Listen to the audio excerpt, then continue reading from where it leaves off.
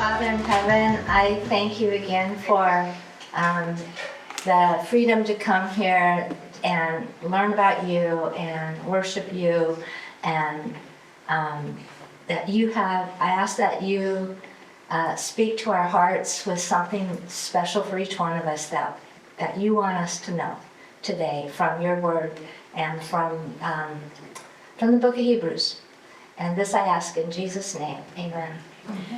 Okay, so we have a lot of history to cover today, and I'm going to take us, if you've been following the timeline, over here on the top, the timeline, if you look at any particular spot and go straight up and down, you'll find out, like on the timeline, you'll go hit 65 AD, you'll find out who's the emperor at that time, who's the procurator in Judea at that time, who is the high priest at that time, and who is, what books have been written about that time. Okay, it's all sort of horizontal like this time-wise, but vertical as to what's happening.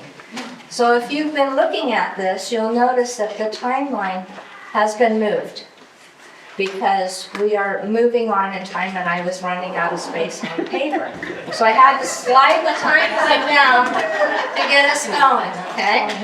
And we are going to hit the part in red. It's the part that I'm mostly covering today, although we are going to backtrack a little and give some history because we're going to move to a different location. And we've got to know what's been going on in that location, because that's what's going to happen here. Okay, does that make sense? Yes. All right, so we are going to go backwards in time to about 62 and 65, and we are going to, we have been, oh, I didn't put the map up, but you guys kind of know the map. We have been in Italy, Rome, Greece, Asia, all that area for, I don't know, several weeks now. We're going to go back to Jerusalem. Today we're in Jerusalem. We're going to be in Judea, what's going on there, what has been going on there, what is the climate like in there, and I'm not talking about the weather, I'm talking about the political climate, what's going on in there, and stuff like that, okay? Because things are getting tense in Jerusalem. So while these letters are being written over here, and Paul is dying, and Peter is being executed, and letters are being written, and how do you prepare for suffering? Big things are happening in Jerusalem. Okay, so that's what our focus is on today. As a matter of fact, we're going to be split between Rome and Jerusalem. So get ready to fly quickly back and forth, okay? So, James, Jesus' half-brother, which we studied way earlier in the series when we studied the book of James, and the Jerusalem Council and all that kind of stuff, has been leading the Jerusalem church in Jerusalem through all this time. And he is known as a very, very faithful Jew who keeps the laws, and a very strong Christian simultaneously. So to me, I think that's really a unique thing, to be able to stand there amongst his people as a witness, keeping the dietary laws, keeping all this stuff, because his main witness is to his own people. And if he wasn't, would they listen to him? No. And at the same time, being a very strong follower of Jesus. So he gets the name James the Just. So if you ever look through church history and you see James the Just, we're not talking about James, the brother of John, the son of Zebedee. We're talking about James, the half-brother of Jesus. And the easiest way to keep them straight is to call him James the Just and the other guy James. So he's known as James the Just, and the Jewish people of the community respect him highly. And they don't necessarily believe in Jesus in the Jewish realm there, but they respect James. Okay, so that's his position there. And so he's known for his gentleness, his integrity, all that kind of stuff. That what has happened between 50 AD, 49, 50 AD, when that Jerusalem Council took place, and now is almost unknown as far as church history. We're going to have to ask God when we get to heaven what happened to the Jerusalem church during that time, because it's almost unknown. So the story picks up over here. Remember Festus? We had Paul in prison in Caesarea when he got arrested in Jerusalem. And the first guy he went to see was Festus, and that was the guy who was the ex-slave. And then no, that was Felix, excuse me. Festus was the second guy. And when Festus died, there is about a 3-month lag between the next procurator coming into Judea, okay? Takes about an extra 3 months for him to get there. And in the meantime, this is about 62 now. The meantime, the high priest, whose name is Annas, I think, there's like, if you Google the high priest of Israel between Jesus and the fall of Jerusalem, they're going to be Annas and the son of Annas and father of Annas and Annas. And then there's going to be Ananias and Annas and Ananias. So I can't figure out which one is which. And I don't know if I have the same one as I did before.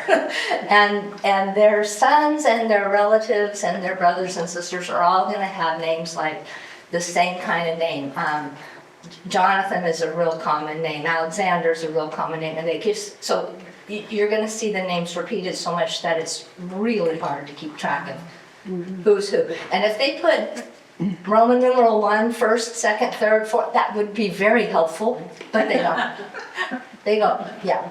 So this is Annas, the son of Annas. I don't know. So that's what his name is. Or sometimes they take the same name and spell Annas, Ananias.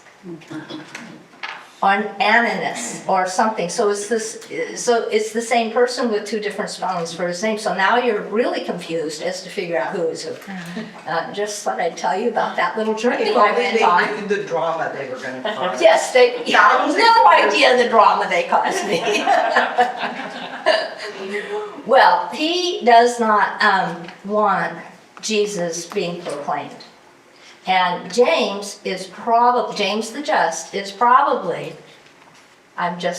since he's a faithful Christian, he's probably in the temple proclaiming Jesus a lot. And so here's this conflict. The people like him. They listen, but they don't necessarily believe, but they listen. And he's going to be faithful to his half-brother. You just know it. And otherwise, it's in the story. So the high priest takes advantage of the moment when there's 3 months without a procreator, and he has James arrested to be executed, tried to be and ready to be executed. As we learned with the life of Jesus, the high priest does not have that authority. That's why he had to go to Pilate to get the okay for Jesus to be executed, because the high priest, Caiaphas, could not do that. When they stoned Stephen, they actually broke the law. The only reason that got away with it is because Stephen wasn't necessarily in the Roman viewpoint, a high-ranking person of any point or thing. So they just let that one slide, I guess, or whatever the consequences were, I didn't hear. I didn't find out. But these consequences are big. And so there's all kinds of different stories as to what happened to James the Just. So I will tell you the story, and then I'll tell you who doesn't think it's the right story. So Annas wants to make an issue of this and have his execution of James look legitimate. So he asked James on one of the festival days, I don't know if it was Passover, it might have been Passover, to go up on the temple, on the pillar of the temple, like where Jesus stood with Satan, okay, and speak to the people. And so he's going to take him up there and he's going to interview him and speak with the people, and his whole plan is to trap him, okay, into a false lie and all that. Well, it turns out that James answers him so well and explains the details of Messiah or whatever it is so well that the people below start announcing, Hosanna to the Son of David, Hosanna to the Son of David. And the high priest is all of a sudden the whole plan backfires. So what does he do? He accidentally bumps James and throws him over the pillar. He doesn't die. So they go down there and they club him to death. Okay, so at the same time, Agrippa II, he is king. It's a really weird thing how they establish their procurators and their kings. Procurators and kings. The king is sort of a little bit less controlled country by Rome, but they're still controlled under Rome, but they have a little bit more individual authority, whereas the procurator has to answer all the rules directly. My brain's all over the place at the moment. Agrippa is not necessarily king of Judea. He's king of the northern kingdom. So when he comes down there, he doesn't always have direct control of everything. But in this case, he is going to go in there and he is going to take the robes from the high priest. As soon as the Romans or the king has the robes of the high priest cannot function. So he has just taken him out of office. You see that? That's a very important thing. Even in the time of Jesus, the Pilate had control over the robes of the priests.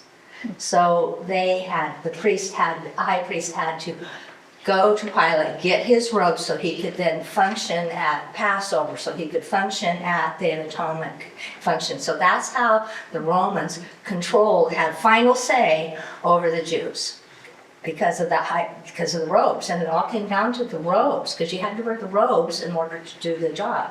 So that was a really tricky thing. So Agrippa goes in there, he takes the robes from Annas and he deposes him. This is a huge problem. It's going to start all kinds of things going on, and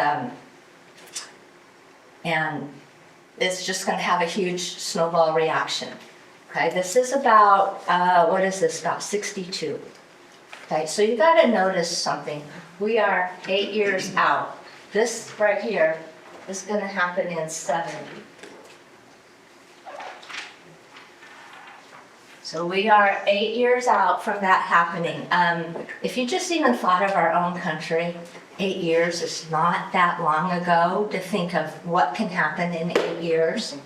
So that's where we're at. We're at 8 years out, right at the moment when James dies. And that's when Annas is replaced by someone else. And that's the story of Clement of Alexandria. He is a historian from 150 to 215 AD, so he is a historian that's not too far out from here. It's also the story of Hegesippus, which I didn't know for sure if I'm pronouncing that right, and he's 110 to 180, so he's not too far out of here.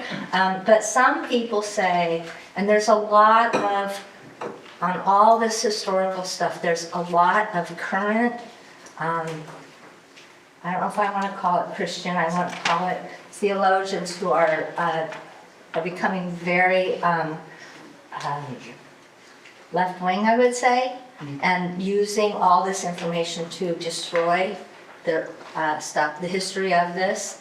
Like I've just been reading a lot of guys who just explained why the resurrection was a fake, why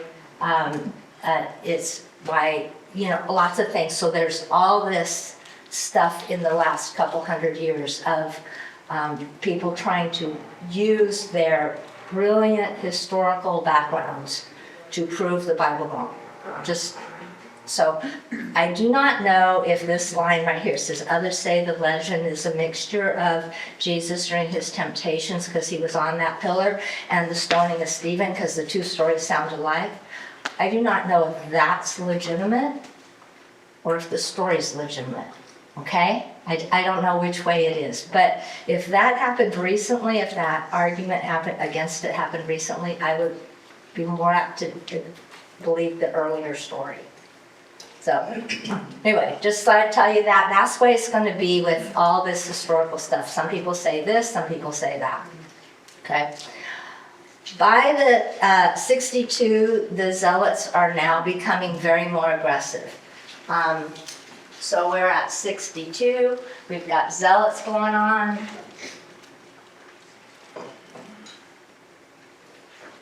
I'll put 70 over here. So when you say zealot, it's It's a specific movement. There was a guy, what was his name?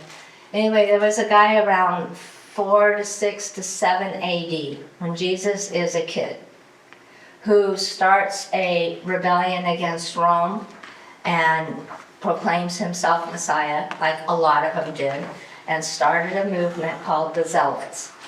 And that movement has been going on since then. It comes and goes in one of Jesus' disciples was a zealot, okay? Simon the Zealot, right? He was a zealot, he was part of this group. And their plan is to become mercenaries or military strong, well designed with their weapons, very good, and ready. If Messiah walked in the door right now, we're taking down the Roman army, okay? Right now. And you got to realize their viewpoint of Messiah is not how we view Jesus.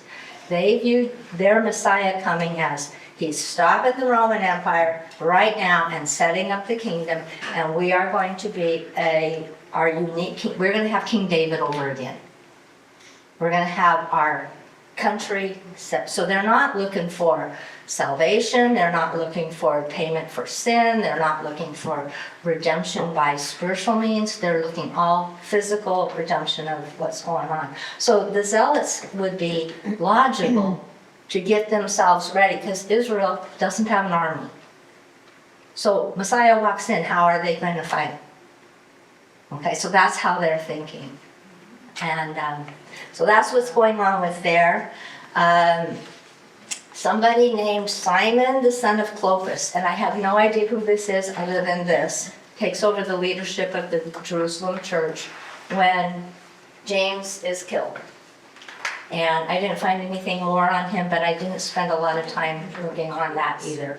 So he does say that he received an oracle from God. I don't know how, This all part is in the brown, okay? Everything in the brown is all historical stories, not Bible stories, all right?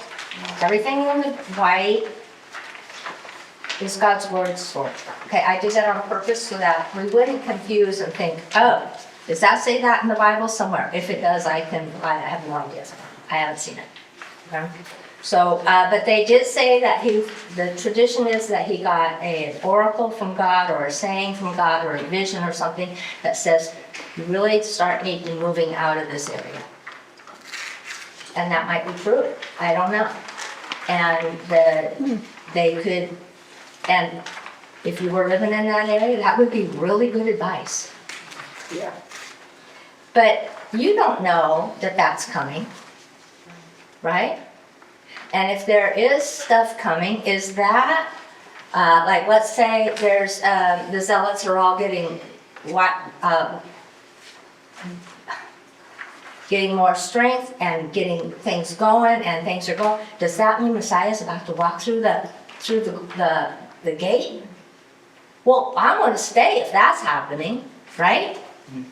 So you see all this problem, you see this conflict, this tension going on in Jerusalem. And we are only at the beginning of the tension because we have 8 years to go, okay? All right, so he becomes the leader of the Jerusalem church, and maybe a bunch of them leave. The reason I think maybe they do is because John is going to end up in Ephesus, and I don't know that he was there, because when we get to the Apostle John, we haven't heard from John for a long time. Okay, he hasn't been in the story. He hasn't been in the story of Acts since the Jerusalem Council. We don't know what he's done in the last 15 years. Is he in Jerusalem? I don't know. Is he out evangelizing the world? I don't know. So there isn't any information on John between here, those two times. So we're getting into territory where all I can do is find Christian history and tradition, and what did Eusebius write? What did, stuff like that. I don't have, because Acts doesn't continue through this part of the story. Okay, so take it all with a grain of salt. Go back a little bit. While Paul was in Caesarea in jail, there was and Felix, this is the Felix, the guy who was the ex-slave, was ruling, and remember he was waiting for the bribe, he ruled by bribes. There was a lot of stuff going on between the Jews and the Gentiles of conflict in Caesarea, which is on the coast away from Jerusalem, so much so that he had to send both groups to Rome and have Nero judge them, and it says that he bribed Nero's assistants to get him anyway, he gets removed.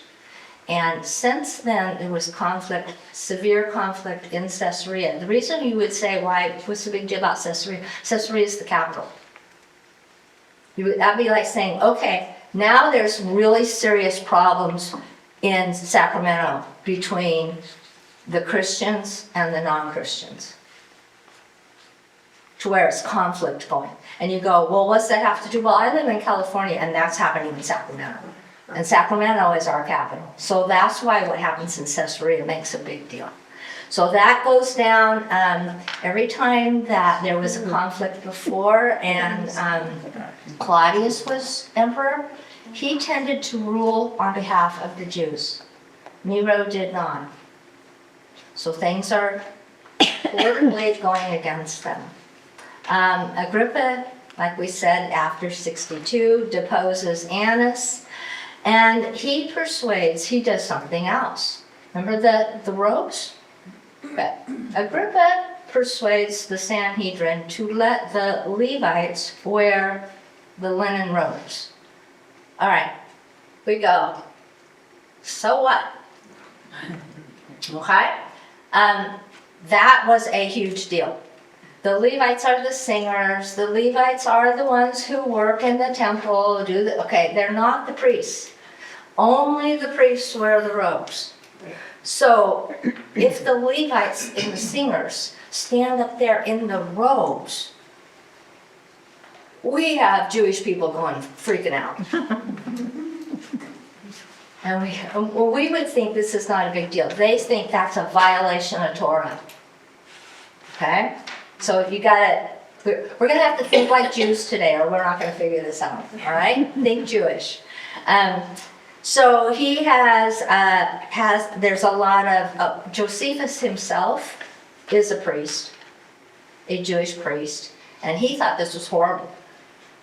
Is this Josephus the historian?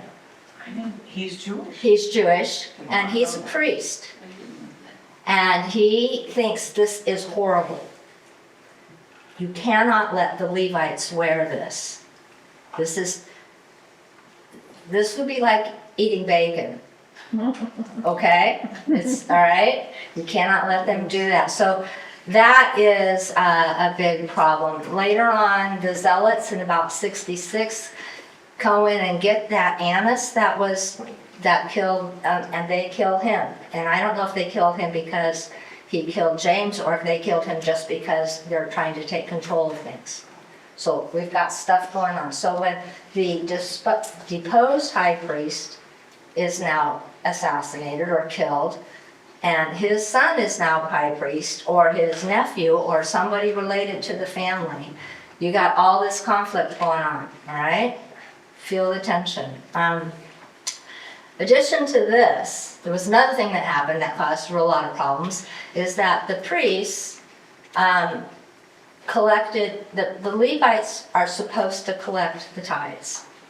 But since Herod the Great, the priests have been collecting the tithes. So they've been breaking the rule right there. And the priests have been collecting the tithes, and that has now become the new tradition. And they are not getting their tithes fast enough. So there's very, very wealthy priests.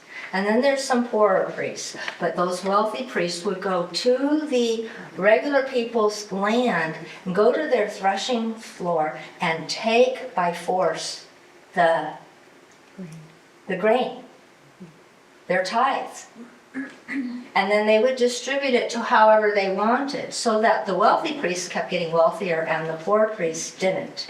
And it said, is this absolutely true? I don't know. It's in the Bible. It's not in the Bible. It's in the tradition that the poor priests, some of them were even starving. Okay? So this conflict is going on between the priests and the priests. And things, and you see they could be really angry at James for such a thing, if, you know, since this is all going on, because he wrote against this in his book. You don't do that. That's in James chapter 5, I think. But I'd have to compare. Look, I don't remember for sure. So eventually there's a high priest called Jesus, the son of Gamaliel. Do you remember that? Remember who Gamaliel is? He was the guy when Peter, way back, go back in the story, when Peter was arrested and he went into the Sanhedrin and they're trying to decide whether they're going to, you know, beat him and kill him or they're going to let them go, and Gamaliel advises them that if it's of God, they can't stop it, and if it's not of God, it won't make any difference, it will just all die out, right? So they follow his advice and Peter lives. Well, this is his son, or it's called son, I think it's his grandson. But son would be son or son or son or son, okay? So you don't necessarily get the specifics we get in English, grandson and great-grandson. It's just the son of Janine. His name is Jesus. I thought, this is just me being amused. The guy who didn't necessarily believe his grandson is named Jesus. Okay, so he's high priest. Another guy now named Albanus comes in. He's going to be the procurator, and then there's a procurator that follows him in 65. So we're up to 65 now. And his name is Florus. And Josephus does not like Florus and doesn't say anything good, but the guy who follows Florus is even worse. Okay, so this, and Josephus is writing from mostly objective, but not necessarily always. Okay, just know that. And well, anyway, this guy, if I got my things right, it's under Florus that in 66 the Jews revolt. So the revolt happens here. That's when the Jews revolt. And the reason they revolt is because that guy, who's not Jewish at all, who's the procurator, decides that the Jews haven't paid enough taxes to Rome. He walks into the temple. We're talking Gentile, walks into the temple, goes into the temple treasury and takes the money. Oh my goodness, do you have any kind of idea what kind of reaction that would get? That started a riot. The Jews tear down the access between the Antonia fortress and the temple so that the Romans can't get in anymore. And this turns into the riot that starts the Jewish revolt. Okay? So that's a huge deal. And it's all about the money, but it's about him walking into the temple too. That makes sense? That was a violation that could not, you walk into the temple, you die. Remember the stone in front of the temple that said if Gentiles walk past you, you do it at the risk of your life?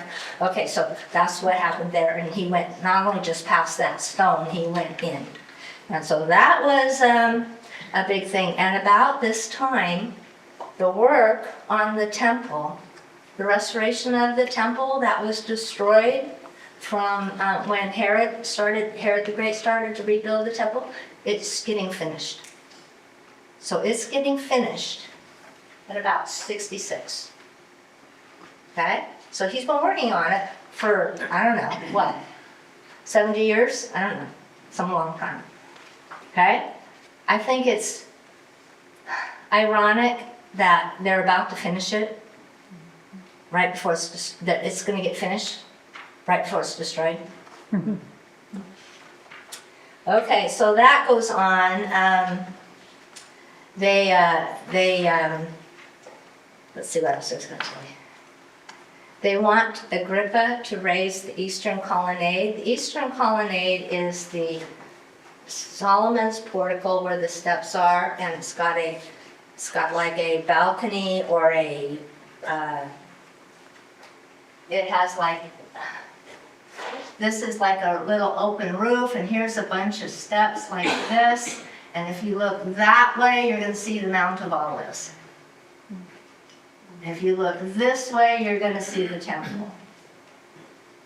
Okay, so they are done, and so the Jews are trying to get Agrippa to build this colonnade up higher. They want a little bit whatever, so they're just doing more stuff. He says no, but he'll do other things. And then within a couple of years, the pavement underneath starts to collapse. And they have to start restoring the pavement under the temple, and they get all this wood from Lebanon, and that wood never gets used to restore the floor. It gets used to build the barricades that keep the Romans out during the siege. So that's what happens there. Alrighty. What else did I forget? Whatever I forgot, you guys can read this here. Okay, I talked about that. There's the Jewish insurgents. They talked about that. And Eleazar's the captain of the temple guard, and Menahem is the leader of the zealots, and he is the great whoever of the original, grandson of whoever, the original. He gets killed. Agrippa ends up warning them that it's hopeless to rebel against Rome. They don't listen. They get the feeling that they are the Maccabees all over again.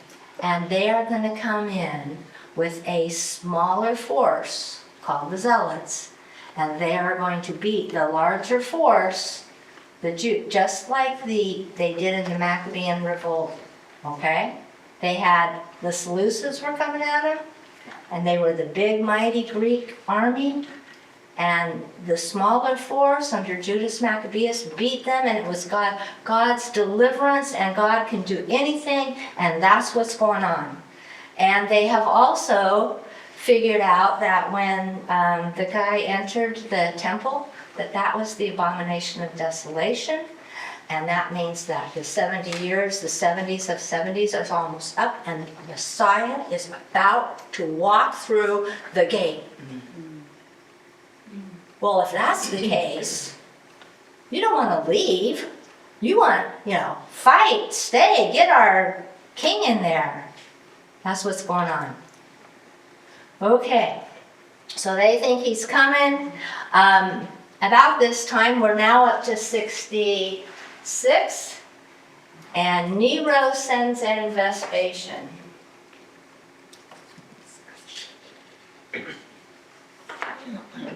And Vespasian comes in with an army of like 60,000. Okay, that's probably close to the population of Jerusalem at this time.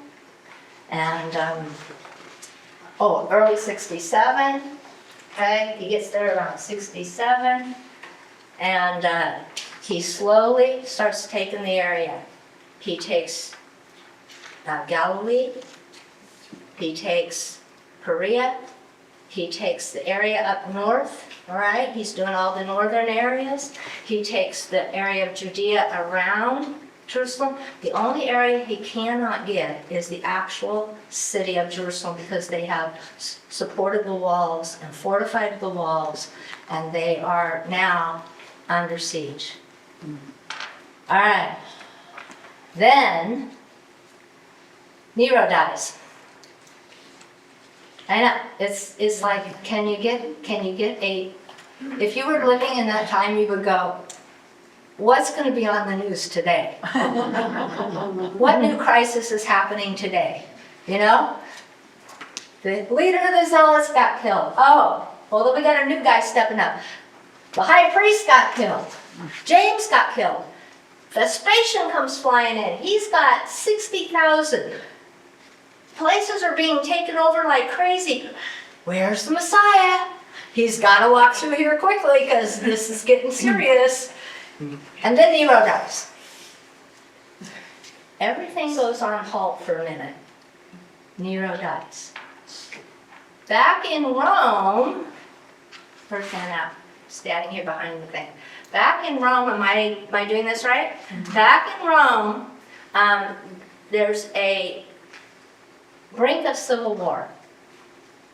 And they want, as to who's going to be the next emperor. Okay? They have within the next year, 4 different guys, and I don't remember their names, are claimed to be emperor. They are emperor for 2 months, then assassinated. Then the next guy's emperor, and he's emperor for 4 months, and then he's assassinated. And then the next guy's emperor, and he's emperor for maybe 6 months, and then he's assassinated. And so there's all this going on, and everything related to that is just massive. Okay? There's civil war going on in the Roman Empire. And so this is really minor in the Roman Empire view of things, right? So they finally decide that the 4th guy's dead, and they call Vespasian back to Rome. And so Vespasian goes back to Rome, and he is then, we're at now, Nero dies in 68, and Vespasian is made emperor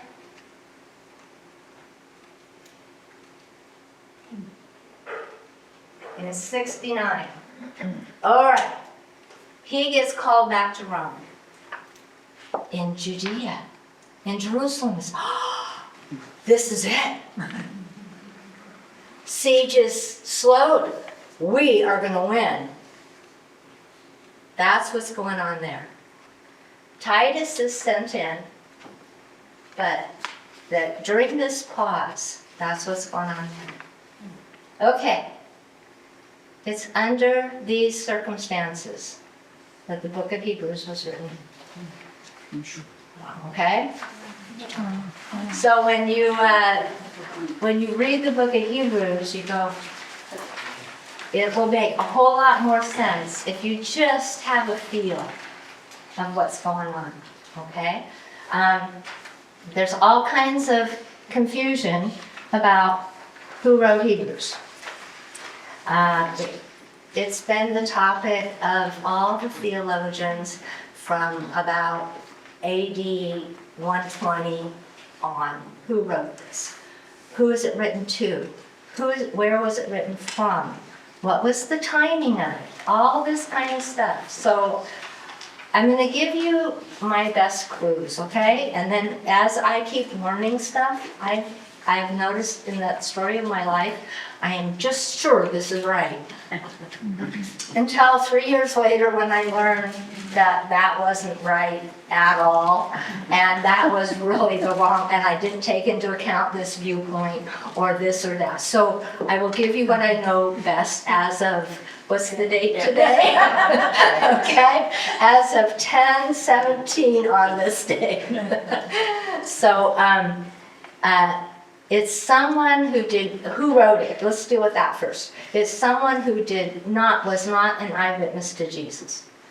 Okay, so it's got to be a second generation or view, because it says that, it will say in chapter 2, as they told us, or something like that, okay? It will say that in chapter 2. So he isn't a direct eyewitness of Jesus. So that knocks out Peter and John and the rest of the apostles. It is someone with a high literary ability to write. And his Greek is almost classical Greek in style of writing. Now, I wouldn't have known that, because if I'm reading the Greek, I'm barely able to do that. And if I can't do it even on the slightest, I'm sitting there with the dictionary just trying to find the definition of the word, not whether or not this is high style or not, right? Okay, so that's where I'm at. Well, I'm a kindergarten Greek student. But this one you would notice if you had frame of reference for this. He quotes, whoever the author is, quotes from the Old Testament a lot. And he quotes from the Septuagint, not from the Hebrew. Okay, so this gives a lot of people the idea that if he was writing this, my assumption has always been through the years that Hebrews was written to the Hebrews in Jerusalem. Okay? Not to the Hebrews floating out all over the place, but the ones who are dealing with the problems in Jerusalem. Yes? Okay, when you say that, I thought the Septuagint was in Hebrew. Septuagint is the Old Testament in Greek. Okay. Okay? So that the Old Testament was translated into Greek around 250. So it's the BC. same words, just It's different the same language. thing, different language. Okay. Okay? All right, so if you were writing to the Hebrew people in Jerusalem, would you quote from the Hebrew text or would you quote from the Greek text? Probably the Hebrew text. Because they probably don't know the Greek text. I mean, even though it's written in Greek, they're going to orient to the Hebrew text. So anyway, this is an argument through those who are smarter than me saying what's going on with us, right? There's other things that say the other direction, so I'll tell you. Anyway, there are 29 direct Old Testament quotes in the book of Hebrews. And they're all from the Septuagint, and there are 53 indirect quotes. That is a lot of Old Testament. One of the things I have fancied myself studying in the future is comparing Leviticus with Hebrews. So I think there's a lot that Hebrews assumes we know. And as Jews, if we pretend we're all Jews, we would know. But since we're not, we don't know, right? Anyway, that's just forget that. He was probably a Jewish person himself because he uses the word we a lot. So when he's talking to them, he says we. That makes you think that he's not, he's not somebody who is not Jewish, okay? Which would rule out Luke, okay? He's a friend of Timothy, and so therefore he's probably in the Paul's circle, because he's a friend of Timothy. Timothy is the only other person mentioned in the book. And he quotes from Habakkuk 2:4. He's probably familiar with Paul's writings. Or maybe just the Holy Spirit told this guy the exact same thing he told Paul. One of the two, okay? He quotes from Habakkuk 2:4, the righteous shall live by faith, and Paul uses that same Old Testament passage twice, once in Galatians and once in Romans. So he does that. So here are some of the suggestions from different people throughout history. Tertullian, who lived in the 2nd century, says it's Barnabas. I've heard that, okay? He's a Jew, he's a Levite, and he's a friend of Paul, so that all fits in. Some say it's Luke, it's Silas, it's Aquila or Priscilla, or it's Clement of Rome. I don't know. Some think it's Apollos from Alexandria. That would make sense only in that he would know the Septuagint really, really well, because he was highly educated Jewish person who spoke Greek and was from there, okay? He's the same guy who came up and met with the Priscilla and Aquila in Ephesus, and he sent them to Corinth to teach in Corinth. That's that same Apollos. That was Martin Luther's opinion. Just saying that. You need some help? Okay. Swallowed from. Swallow one. I can do that.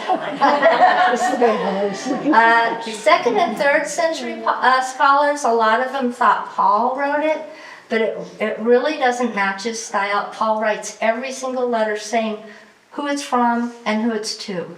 So if he didn't do this one, he just really flipped on this. And he ends it with his own style too. So this doesn't match his style. I'm not saying it's not Paul, but if that's the case, then it had to be written earlier than I'm going to date it, because Paul's dead by this time. Okay. All right, written from where? This is a big question. There's this place in there, there's this one line. This is what you call getting an idea from one little phrase, okay? There's this one line that says, "Those from Italy greet you." Okay. This is my American viewpoint of "those from Italy greet you" mean we're standing in Italy, we're writing someplace else, and we're saying "those from Italy greet you." That's not the way that several people say the Greek reads on that. Okay? It means that they are out of Rome, and there's other people who are not in Rome. He's writing to Rome, and those from Italy here greet you back home. Okay? So now we have him potentially in Rome, writing someplace else, or out of Rome, writing to Rome. So to me, it gives me absolutely no answer whatsoever. And that's the from where, okay? The two views are they writing to the city of Rome or to the city of Jerusalem, Palestine? One of the two. Okay? So we got that thing. To whom?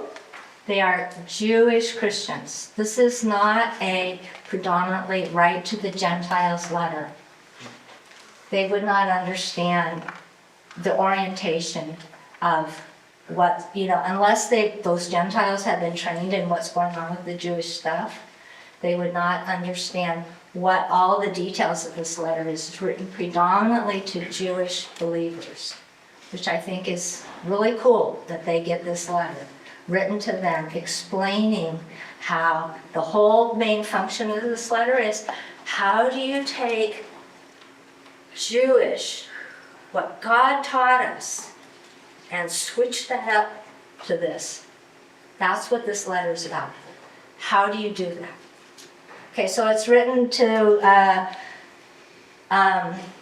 Jewish people. They are in emotional and physical persecution, but not martyrdom yet. Okay, so it's getting tough, but they haven't had to die yet. Okay? It could be to those in Galilee of Jerusalem. I said that could be to the Christians to the Jewish Christians in Rome under Nero's persecution. And you see, if they were in Rome under Nero's persecution and they were Jewish Christians and they said, "I'm Jewish," and they just sort of kept their Christian side non-advertised, they're safe. If they explain to anybody that they are following Yeshua the Messiah, they are not safe. So there's this, you can see the tension. What if that was you? What if that was your family?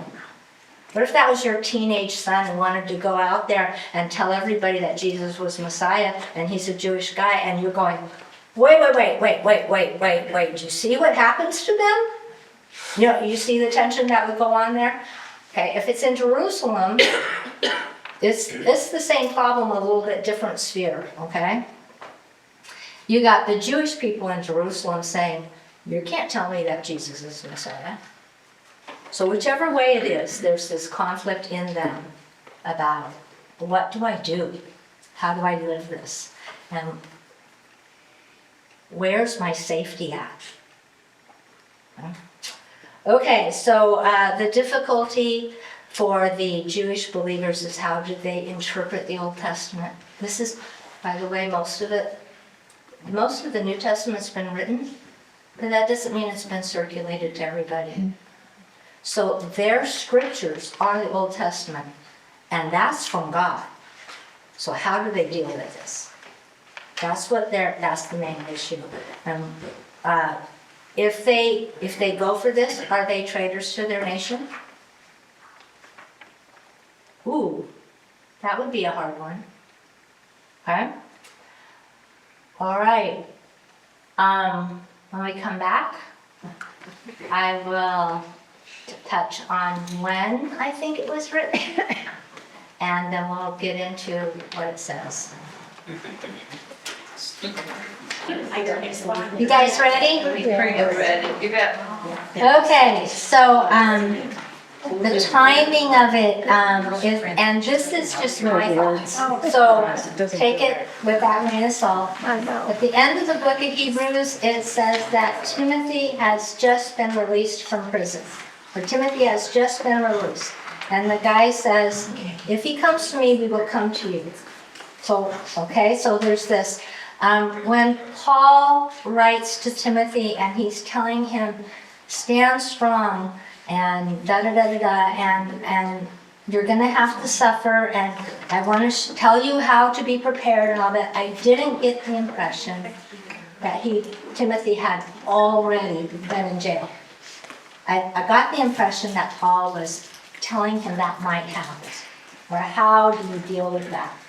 And if Timothy actually did get to Paul before Paul died, like Paul requested, and Paul was in the bottom of that Hammer-Time dungeon, and Timothy is there, it is possible that Timothy also got arrested, and was arrested in Rome at that time when Paul was executed. So Timothy would have to be arrested. If that's all true, this is my conjecture here, then Timothy would have been arrested around 67, which is after the revolt starts, okay? So it's in the midst of right before Nero dies, okay? So that would put my timing of the writing of and other thing is, it appears to me that Hebrews is written before the fall of Jerusalem, because it's talking as if the sacrifices and the function at the temple is still going on. Okay? So now I have a tiny window between 67, when Paul died, and 70, when Jerusalem falls. So I'm thinking that if Timothy was put in jail because he visited Paul, this is just speculation, then he's just been released, then this letter is possibly written around 68. Okay?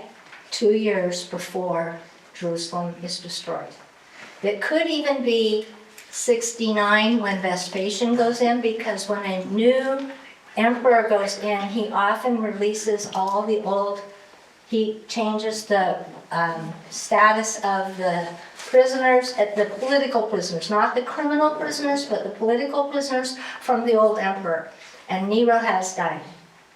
So that means if Timothy got arrested because he was in Rome under Nero's rulership, then maybe when Vespasian went in there, he released him.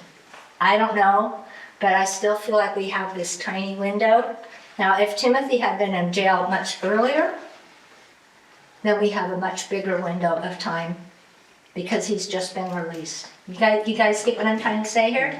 So some people have actually said that this was written in 62. Some people have said this was written in 80. But I really feel like, at least to my knowledge so far, and it's now 10:45, okay? To my knowledge so far, I feel like it's in this window between 67 and 70. And so I put down 68. Okay? That's my timing line. Now that's why. Alrighty, so here's what the book is about. It's about Jesus is better. And of course, the question is, better than what? And that's the whole point of the question of the thing, because the book is going to lay out better than what. But before the author starts to answer this question, he is going to lay the status for who Jesus is. And this is incredibly important because in our Bibles, this is one of the main passages that actually declares Jesus as God. Okay? Another one is Colossians 1:15 through 17. That is a very main passage that declares Jesus as God. Another one is John 1:1. That is a very main passage that declares Jesus as God.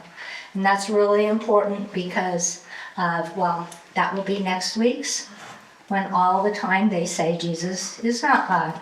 Okay? That will come up next week. So it's going to start, before we get to this, he's going to create a premise. And here's number one. Jesus is God. And that's going to be his first part of the premise. His words and his teachings surpass the prophets. Now, pretend you're Jewish, okay? Read all of this pretending you're Jewish. You're thinking, this is the ultimate, this part right here is the ultimate in ultimate, okay? This part's not here yet, all right? It's written by the prophets. This is God's words written by the prophets. And the words are absolutely true, and they believe that. They're not having trouble with the inspiration of Scripture. And then this is going, I just lost my place because I just did that.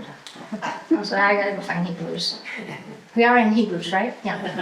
Okay. So it says, God, after he spoke long ago to the fathers in the prophets in many portions and in many ways, in these last days has spoken to us in his Son, whom he appointed heir of all things and through whom he made the world. Okay, he just blew their mind. Okay, 2 verses in and you're going, what? You telling me that this guy right here says the words of God have the equivalent at least of the prophets? And then the next line says, wait a minute, you're telling me that this guy right here created the world? Their brain goes to, in the beginning, Elohim created the heavens and the earth. And all of a sudden they're told, that's who this is. Okay, so this is a huge statement. But remember, they weren't taught a lot of things in the Old Testament that pointed to Jesus also. A lot of that was eliminated Yes, from but what they were taught in the Torah. yes, but not yet. Oh. That happens after the fall of Jerusalem. Oh, okay. Okay? That, yeah, you're right. As a matter of fact, that's the end of the lesson. You just ruined my punchline. Sorry. But it's just sad because they withheld such great information that was in the Old Testament Right. to them. Right. That's my punchline of the lesson. Sorry. Here, you want to come up here, Marcy? You can teach us. But at this time, they're still learning that. Okay? Unless it's in the Mishnah, which was written before. Okay, it might be. All right? I didn't go into all that detail. But they still would have learned Genesis 1:1. Yeah. And in the beginning, so he immediately blows their mind In their brain. who he's God. Okay, and now look at this. Look at verse 3. This is incredible. And he is the radiance of his glory. As soon as they say the word glory, their brains see in their imagination, because they can't really see it, the Shekinah glory that sits on the mercy seat inside the tabernacle on the Holy of Holies. Okay? He is the radiance of his glory. The word is in the present tense, not was. It is ongoing. Okay? Very, very specific little details here. And then it goes, the exact representation of his nature. Now the author is claiming deity on Jesus Christ and not mincing with words about it. It's really straightforward. And he upholds all things by the word of his power. Really? He's the sustainer of the universe? And we saw him walking around.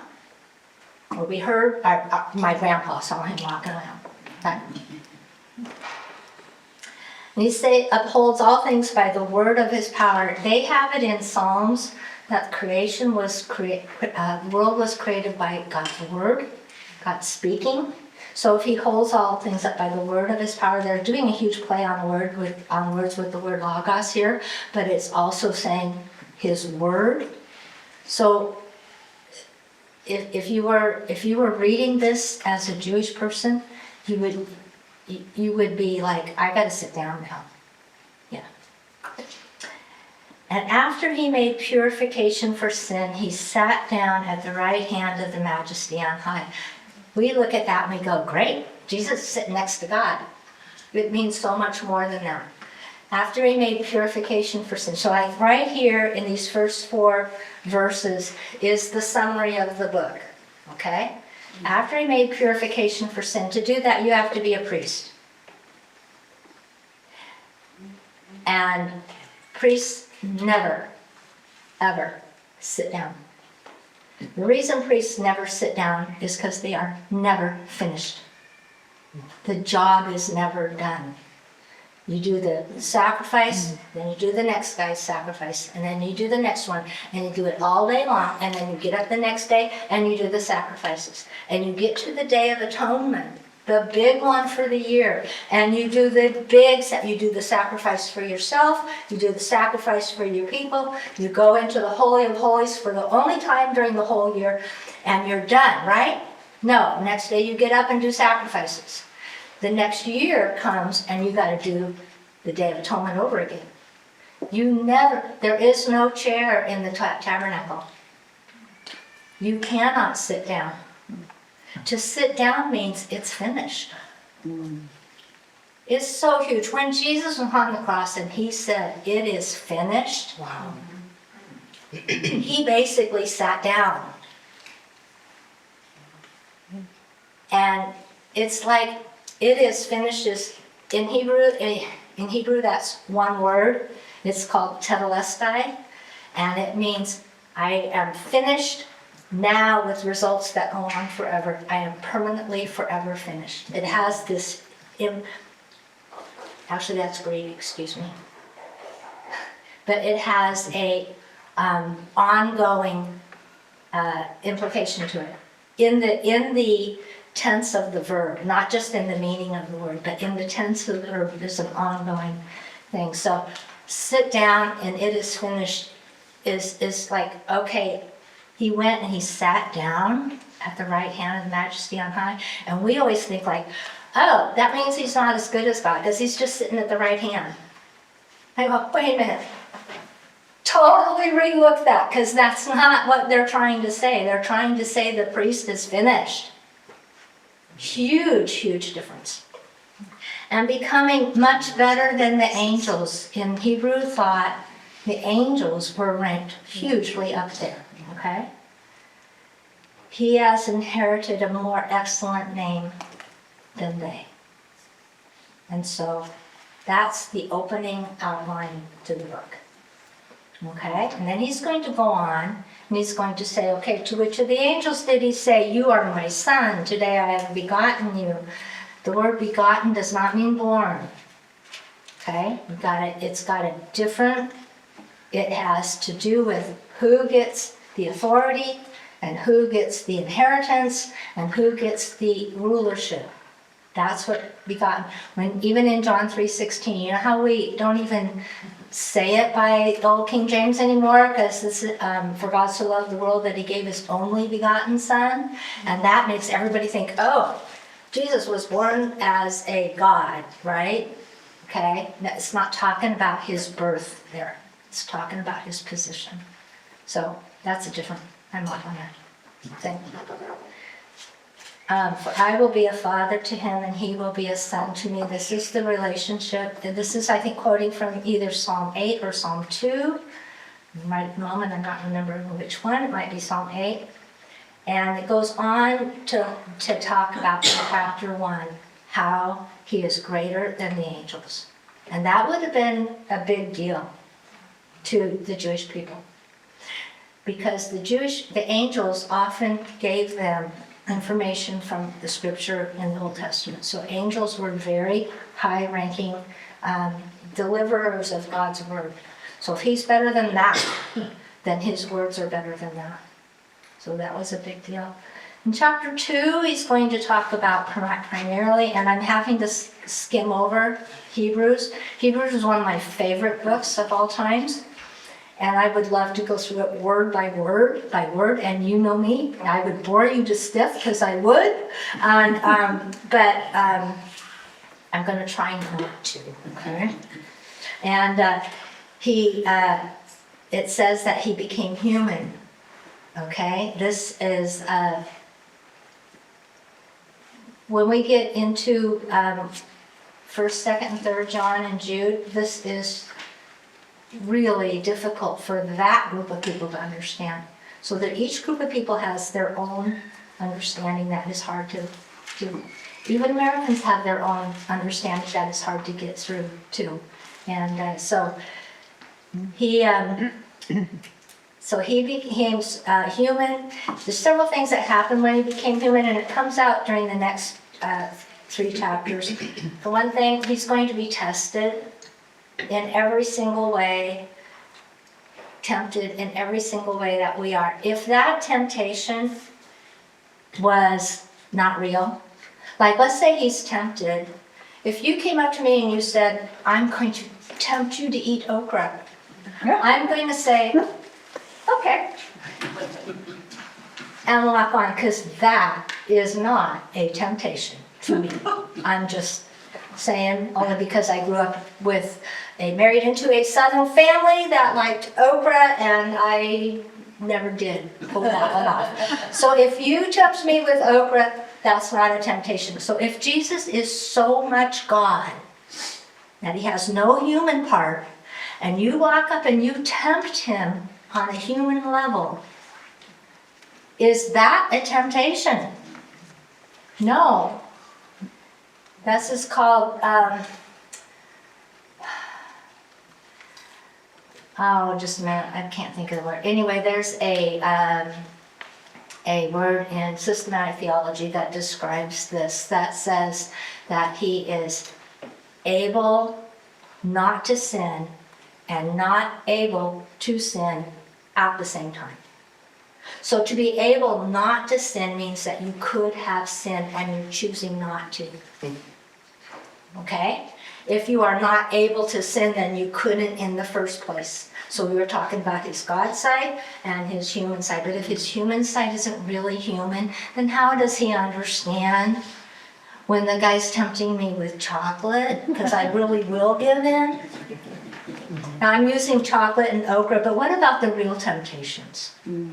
What about the ones when you are right there? I gotta tell him, and I know it's a tiny bit of gossip, but I just gotta say it. Right?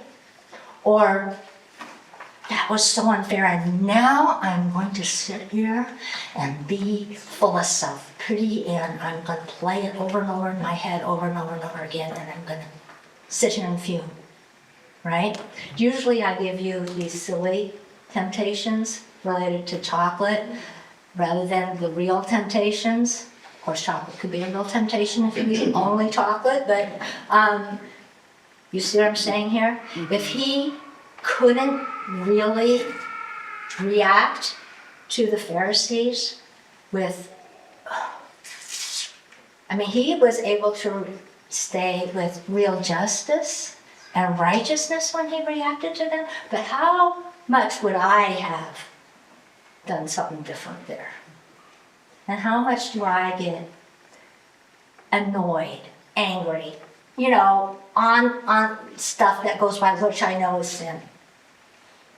If that wasn't real, how does he understand me?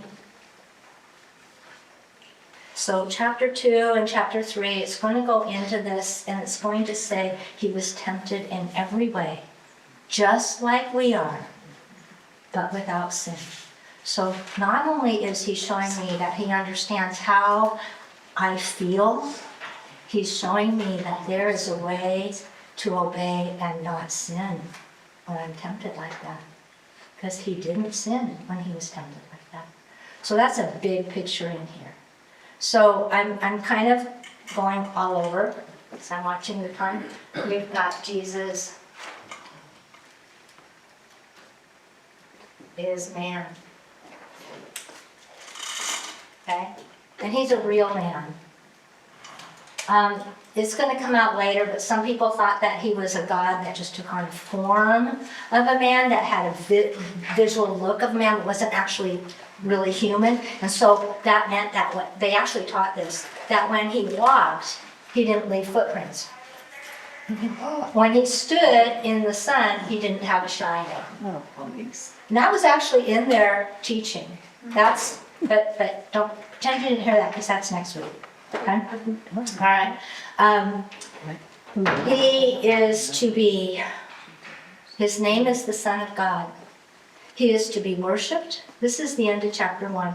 He is to rule forever. God the Father calls him God. Let's see, verse 9. I can almost quote it to you. He's quoting from one of the Psalms. That's either 2 or 8, I think. Or maybe this one's 110. Anyway, it says, therefore God, your God, has anointed you with the oil of gladness far above your companions. So God is talking to him and calling him God. That's a big deal. Okay? He is the creator and eternal, and at the end he's going to win. I think that's cool. Okay, so chapter 2, he goes into, he's going to destroy Satan's power over death, and he is going to be the high priest and the mediator and the sacrifice for their atonement. This is a big deal. They're about to lose their high priest forever, for the next 2,000 years. They're about to lose their sacrifices, their temple functions, everything. It doesn't matter if they're living in Rome or living in Jerusalem. If you're living in Rome, they're still thinking like this. Okay? So they're about to lose all this. So now we get to the Jesus is better chapters. Okay? Jesus is better than what? All right? The first one's going to blow their minds. So pretend you're Jewish. You grew up learning Torah. The hero of all heroes in Torah. Next to Abraham is probably even surpassing Abraham, is Moses. Moses is the prophet. The prophet. You wouldn't say the prophet like this.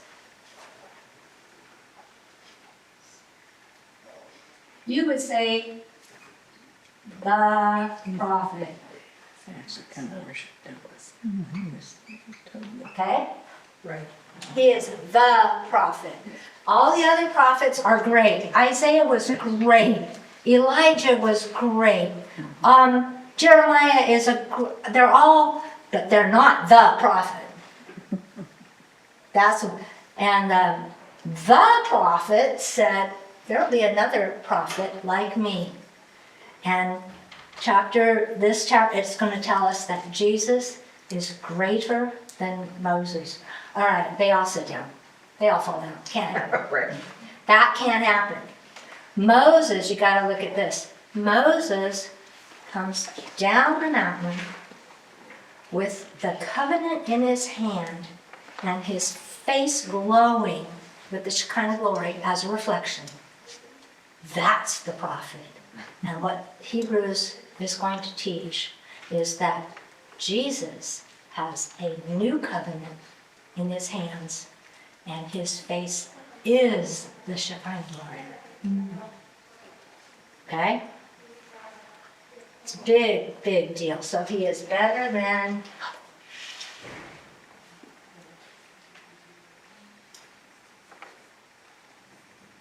Moses. Moses is going to be compared to a servant. Jesus is going to be called a son. So if Moses was the servant of the Most High God, Jesus is the son of the Most High God. So, but you tell a Jewish person back then, or even now, that Yeshua is better than Moses, and you better run and hide, because that's not going to go over well. Okay, so he's better than Moses. In this passage, he's going to talk about, he's going to weave all kinds of things. So as I'm reading it and I'm trying to outline it, I'm thinking, I wish you would just, like, do it step by step by step by step. But no, what they do is they do a step and then they go, weave all these other thoughts in. And then they do a step and they weave all these other thoughts in. And I go, this is great, it's beautiful, but it's really hard to outline this way. So in the midst of all this, he's going to talk about Moses is the one person who wasn't, quote, a priest, who was allowed to go into the Holy of Holies. And he could go in anytime he wanted. Because he had this relationship with God. He could go into the Holy of Holies. Aaron, his brother, gets to go in once a year. And Aaron is the big top of the priesthood, okay? Moses can go in any time. And there's a veil. And in the midst of this, he goes, because we have Jesus, we can go into the Holy of Holies.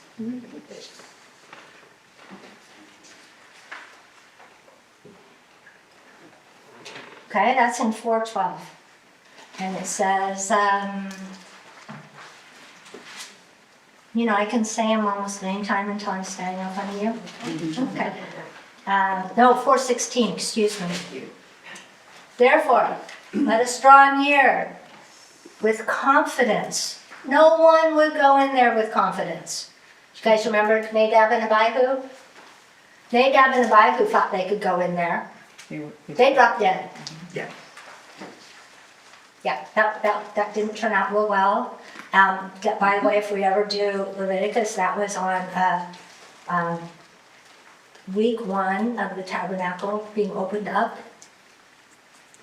The beginning of worship, the beginning of setting it up and getting it there, and learning what to do and all that. And the boys go in, and they're not boys, they're men, and they go in and they drop dead.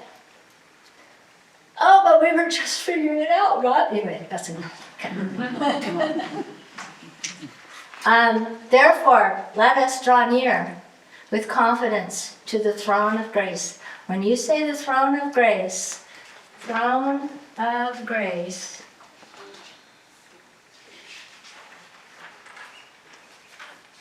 is mercy seat.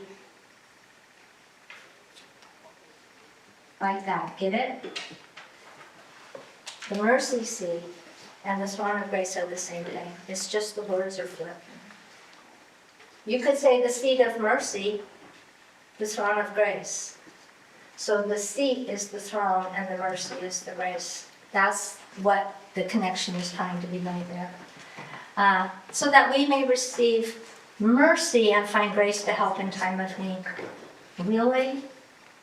The average person who believes in Jesus can just walk into the Holy of Holies and not drop dead?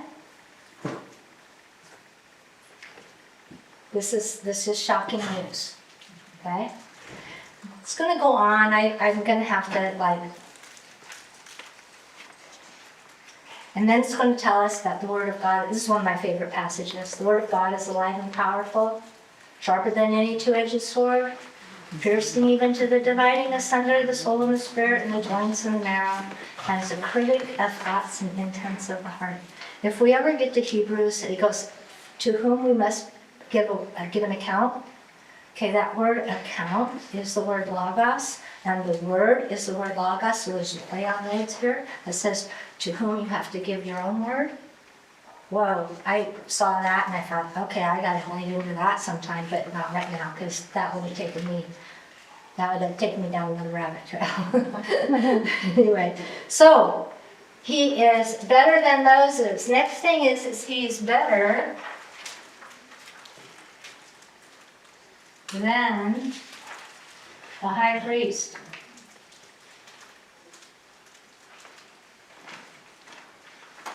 Meaning he is better than Aaron. Okay, so here's something you need to know. In the Jewish whole plan of life, there's 3 offices. There's prophet, there's priest, and there's king. And nobody is even 2 of these. Nobody who is a prophet is also a priest.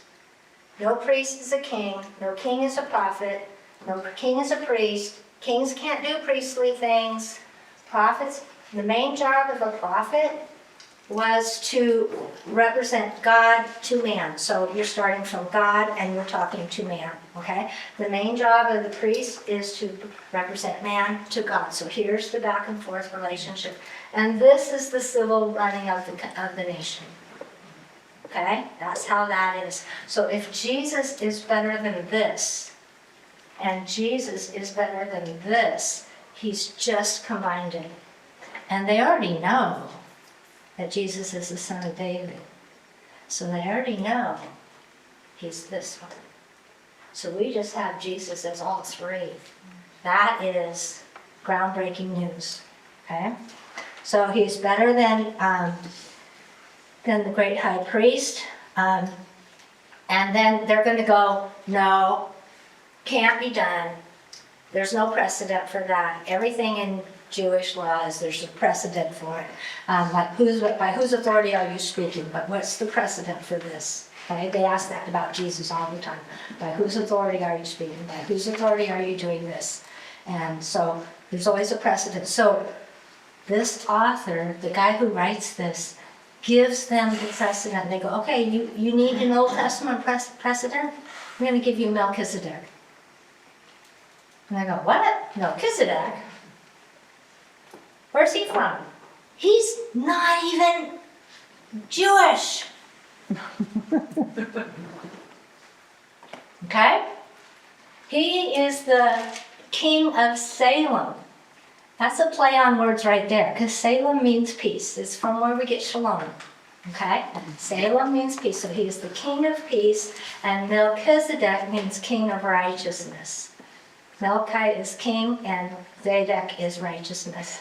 So you have king of peace, and you have king of righteousness, and he is a king, and he's a priest. How do you know he's a priest? Well, because Abraham, who happens to be our father, our starting father, goes to him and pays offerings to him, which is what you do to a priest. And that's the precedent of having a king and a priest. And it was just, they would have like, is that explained? Oh, yes. Have you guys read Psalm 110? So I'm pretending that you're all Jewish. I said, oh, yes. Have you read Psalm 110? Oh, yeah, I think I read that somewhere. Okay. Messiah is going to be a priest after the order of Melchizedek. What's that mean? That means he's king and priest. You see what the book is doing to them? The book is it's going to walk through, and I'm going to run out of time, so you'll just have to read it, but what it's going to walk through, and it's going to take all the major true and right belief system of the Old Testament and show how Jesus fulfills each peace. And it's gonna go on, and and then he's gonna keep reverting back. You've forgotten, I'm gonna remind you. Remember, he's the priest. He's gonna go on later, and he's going to say, I'm all over the place here, so forget the notes, all right? He's gonna go on later, and he's gonna say, what did the priests do? He went in there day after day and offered sacrifices and on and on. He's gonna stop, but then he's gonna say, do you realize that the blood of animals can take away sins? See, they thought it did. They thought it did. That's huge. But if it did, why did you have to keep doing it? Wait a minute, does that mean you lost your salvation every time you sinned and you had to keep doing it? You stopped being Jewish every time you sinned, you had to keep doing it?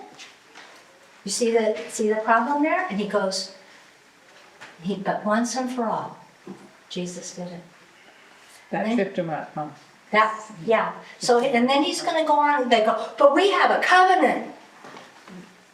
We have this covenant because Moses came down from the mountain was shaking and full of fire and blah, blah, blah, and we were terrified. Moses comes down from the mountain and we have a covenant and blood was spilled and sprinkled over the covenant and we said yes, and that's our covenant and that's us and God. And he goes, did you know that you were told you were going to get a better covenant? So that's the next one, to get a better covenant. And that's the new covenant? Oh yeah, that's Jeremiah. Maybe we should read Jeremiah again. Yes, Debbie, can you speak to the statement here, Jesus is not a priest after the order of Aaron? he's not a priest after the order of Aaron. To be a priest after the order of Aaron, he would have had to descend from Aaron. He would have had to be a Levite by Oh, I see. he would had to be in that line. He's not that kind of priest. While he was walking around in Jerusalem and he's in the temple area, if he had walked into the temple and got into the Holy of Holies, he would have caused all kinds of problems. Because he's not a Levitical priest. So he's not after the order of Aaron. He's through the line of Judah. Judah never, ever did that. Okay? So he had to actually die and rise before that could be set up as that. That's why he's not after the order of Aaron. Okay?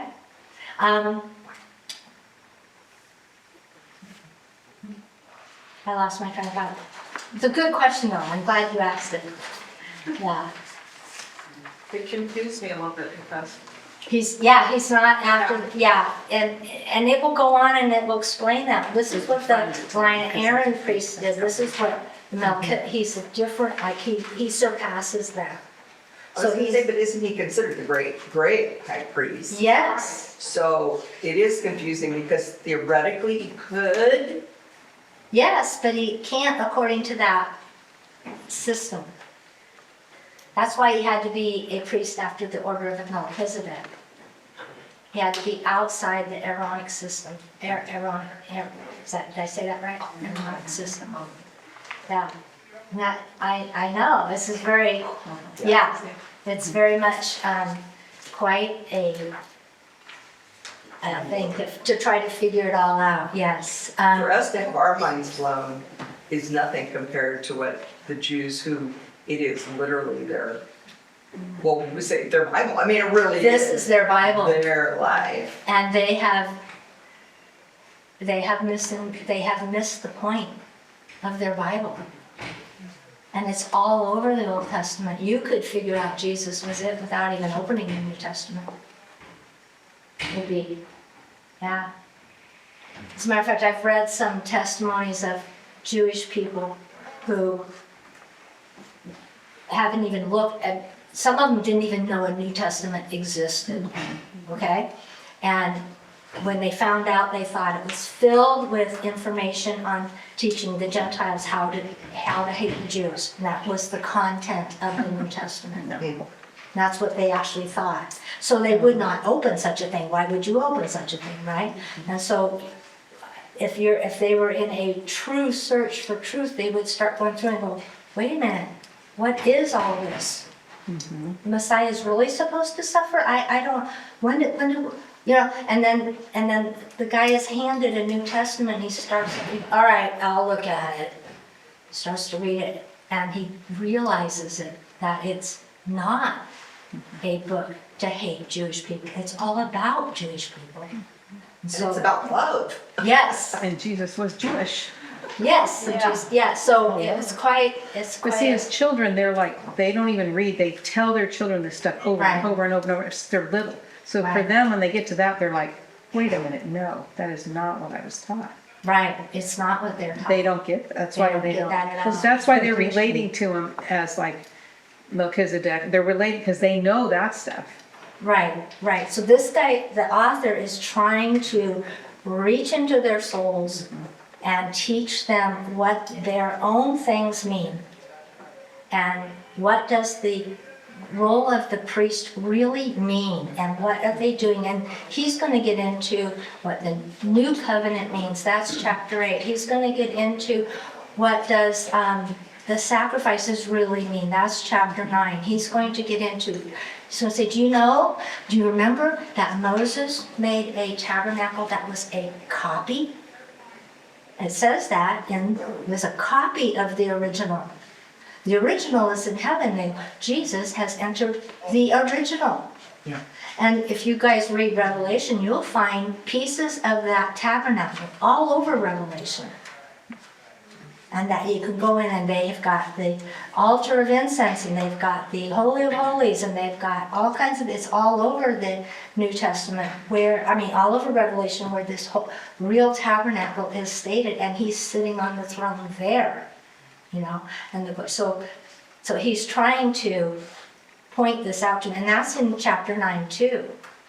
And then in chapter 10, he's going to talk about a better relationship with the God. God to them was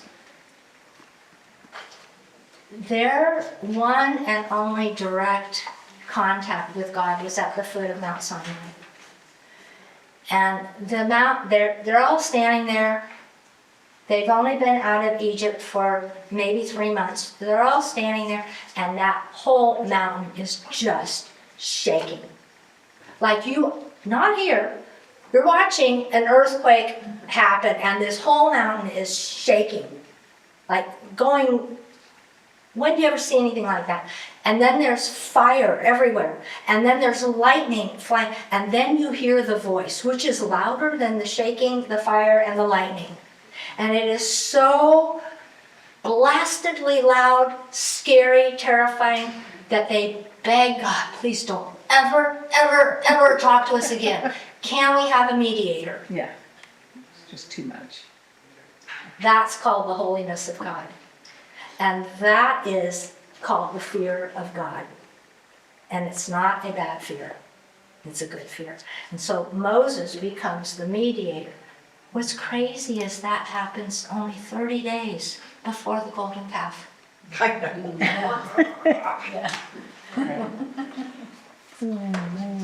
So we're going to get to, in Hebrews, since I'm all over the place, we're going to get to chapter 11 where he's going to walk through their own heroes. And he's going to make this huge statement at the end of chapter 11. Saying, okay, here's Abel and Enoch and Noah and Abraham and Sarah. And then he's going to go through the rest of the list, right? And he's going to say every one of them had faith, so much faith. They made it to what we call the Hall of Faith, right? They all died without getting their promise. They believed in a promise that they never got in their life. Now, if you grew up in a family that went from generation after generation after generation, and every one of them gets a promise, and the promise never comes true, how hard would it be to keep having faith? And yet they did. So there's this huge faith. So you ask, why? Why do they all die without getting it? He goes, because when he's looking at the Jewish people, God has something better for you right now. And that is all this.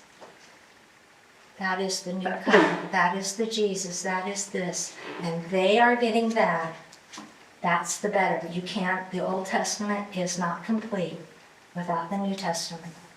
You cannot, no matter how great this is, it's not completed without what's better, and that's Jesus. And he goes, please, don't be entangled by sin, but keep running the race. That's chapter 12, verse 1. So therefore, setting aside the sin that so easily entangles you, and something else, And that's one perseverance. the race that is set before us. Looking unto Jesus, the author and perfecter of our faith. You see, not only did he in on the design and the doing of it, he perfected it. That word perfect is the same base word as it is finished. That word perfect is teleoo, and the base word that is, that the word that in finished, you put it in a different verb tense, is telestai. So the perfecting and the finishing, he finished this project, and so we get to participate in that. He gives them a warning, goes, okay, I've told you all this, and let's say you decide not to. You're Jewish, you're gonna go back to your, then God is going to discipline you as a father disciplines their children, which means they are his children. That these people who've received this have believed, because fathers do not discipline kids that are not their children. At least normal fathers don't. Okay? And then he's going to go and he's going to compare the two mountains. He's going to compare the real, literal mountain of Sinai and what happened. And then he's going to compare the real, literal, spiritual mountain that Jesus does the covenant with. And he's going to make this analogy. Okay? And then he's going to finish it, the book, with some hope. One thing is that Jesus Christ is saying yesterday, today, and forever. Another one is he has promised to never leave you. And you can go through there, there's a lot of cool stuff. Okay, so he delivers the letter, and the whole thing is to give these people all the information they need to stay strong, to live the life, to be a Jewish believer in a hard time. Okay.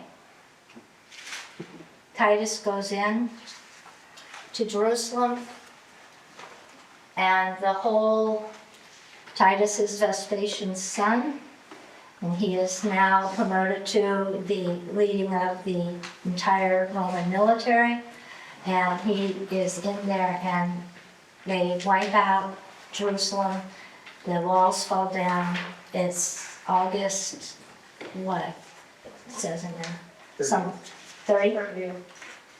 70 AD. They marched through the temple into all the areas. Doesn't matter if it's sacred or not. They march through, they destroy it, they burn it down, they knock every stone off. I picture Jesus' heart saying, "Oh, Jerusalem, Jerusalem, how I have longed to gather you under my wings like a mother hen and protect you, and you would not let me." And even today, outside the walls of the Western Wall, there's a big pile of stones. And they are the original stones. All of them broke down. Remember those? So those stones are still sitting there. The Zealots hold out for 3 more years on Masada, and then, which is like virtually an inconquerable location on a mountain peak there, not a high mountain peak, but on a thing. And the Romans figure out how to build a huge ramp up there and get their big equipment up there and take out Masada. So the last of the Zealots are gone. Within a few years, Vesuvius erupts, and Pompeii is destroyed. I'm just putting that in there because that's a piece of history you guys heard of. And then Titus becomes, Vespasian allows the Jewish people to reestablish their religion a little bit. And they're allowed to have a Sanhedrin of sorts. They're allowed to set up synagogues. They're allowed, but they don't have a nation, they don't have a temple. So they have to come up with a new way to worship, all right? And I'm not talking Christian Jews, I'm talking the regular Jewish people. So that's done with synagogues and rabbis. And the rabbis, they use the Mishnah, which is commentary on the Old Testament. And then they develop the Talmud, which is a bunch of commentaries on the commentaries. And then they use the Midrash further on in, I should go this way, further on in AD history to define the Talmud. So you've got all this, and as it goes over the centuries, to become a rabbi, you don't study the Torah. You study the Talmud, not the Torah. Okay? One guy early on, one guy early on takes the prayer book. See, what they did is they took all the passages they want to read, and they divided it up through the 52 weeks of the year, and they read each little section on each Sabbath, right? Okay, so one guy decides that we're going to take out everything that may look like Jesus is Messiah. So he removes it from the schedule. So what is removed from the schedule? Daniel chapter 9 is removed from the schedule. Isaiah 53 is removed from the schedule. Isaiah 52 is removed from the schedule. Probably some of the Psalms are removed from the schedule. So that as the people grow and you have almost 2,000 years of generations learning and hearing these words over and over and over again every single year. They never hear Isaiah 53. They never hear Daniel chapter 9. They never hear these things. So it's like it doesn't exist. And they don't read Torah. They listen to Talmud. Okay? Another guy went through the prayer book and the prayers that they recite, because they don't, when we pray, we say what we're thinking. When they pray memorized prayers. Okay? He went through and he added a curse into it, and I wrote it in here. It says, this is to be added to the prayers. Okay? For apostates, meaning Christians, let there be no hope, and the kingdom of arrogance do thou speedily uproot in our days, and let Nazarenes and heretics perish as in a moment. Let them be blotted out of the book of life, and not enrolled with the righteous. Blessed art thou, O Lord, who humbles the arrogant. And that is read, by the way, that is still in the prayer, as of 1939. Was it written in 1939? No, it was written, Oh, see, that's so modern. it was written, well, that's a translation. Right. It was written right after the fall of Jerusalem, within the first 50 years or so. And it is all up to 1939. That is still published in their prayer book. Let me just repeat it. Okay? So, I know I'm going way over, but in the spring I told you about this rabbi that I read a book on, and he was born in 1860s. You read the book. And his name is Rabbi Leopold Kohn. And he was born in Hungary, and he decided, he was just a Jewish kid, and he decided he wanted to become a rabbi. So he studies to become a rabbi. Does he open the Torah? No. He opens the Talmud. And in the Talmud, it forbids him to read Daniel 9. It's actually written in that. Forbids him to read Daniel 9. And so he goes, well, I can't touch that because I'm forbidden to read Daniel 9. And then one day he's thinking, and he says, people who wrote this had to read Daniel 9 to figure out that I'm not supposed to read Daniel 9. So he takes his life in his hands and reads Daniel 9. And then he reads Isaiah 53. And then he goes, by the way, he did not know there was a New Testament that existed.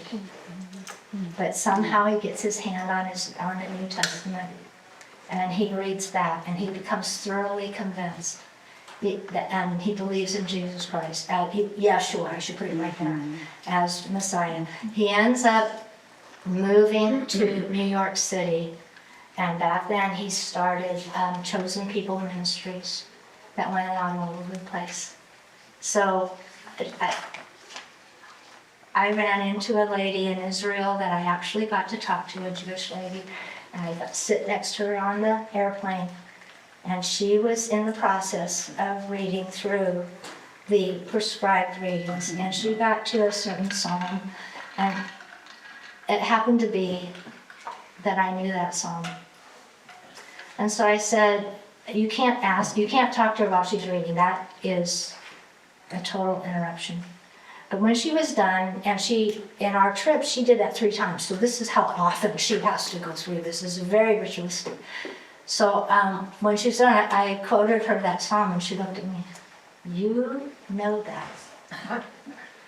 And I said, well, so what do you think about it? She goes, you think about it? They're just memorizing that. So I still pray for this lady. Her name was That's interesting. huh? Bathsheba, and her husband's name was David.